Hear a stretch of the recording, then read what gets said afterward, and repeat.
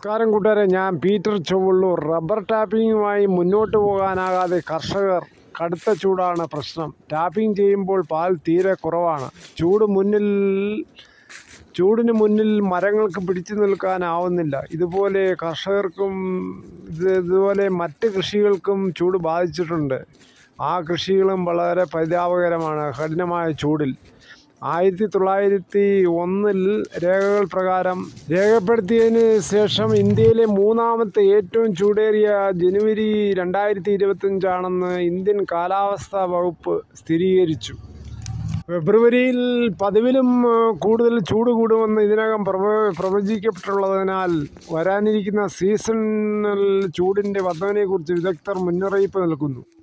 ഇത് കാരണം ടാപ്പിംഗ് മിക്ക ആൾക്കാരും നിർത്തിയിരിക്കുകയാണ്. ഈ വയലുവാതൊക്കെയുള്ള സ്ഥലങ്ങളിൽ മാത്രം ചിലർ ടാപ്പ് ചെയ്യുന്നുണ്ട്. അതും വളരെ പാല് കുറവാണ്.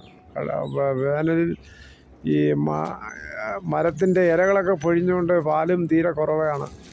വേനൽക്കാലത്ത് ടാപ്പിങ്ങിൽ പാല് കുറവായിട്ടും ഷീറ്റിന് വില പോലും കിട്ടുന്നില്ല. ആഗോള വിപണിയിൽ $1